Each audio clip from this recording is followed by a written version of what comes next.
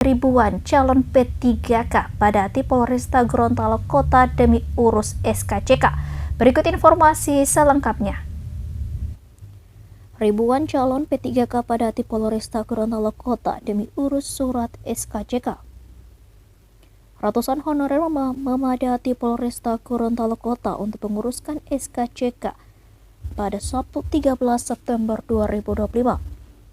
Antrian ini bahkan terjadi sejak Jumat pagi saat pemerintah Provinsi Gorontalo merilis pengumuman pegawai pemerintah dengan perjanjian kerja pada Kamis malam 10 September 2025. Pantauan Tribun Gorontalo.com di lokasi nyaris setiap sudut Polresta Gorontalo Kota ditempati oleh para calon aparatur sipil negara. Dari pintu gerbang, warga berkumpul. Ada yang sekedar duduk di pos jaga karena kelelahan menunggu di ruangan. Ada pula yang terpaksa melantai di foyer, teras depan hingga sudut-sudut dinding Polresta.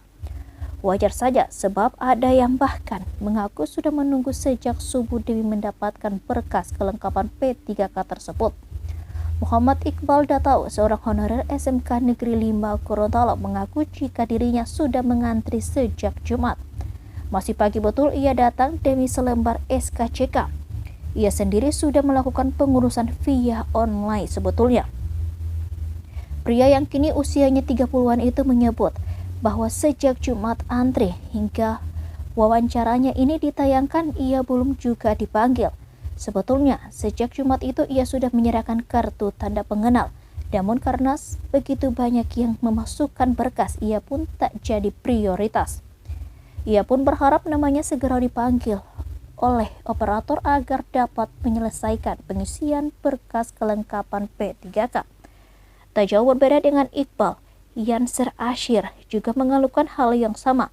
Pada dasarnya ia juga sudah mengantri berjam-jam. Menurutnya, kemarin ia tak sempat antri karena harus menyelesaikan satu syarat yang menurutnya juga tak kalah penting.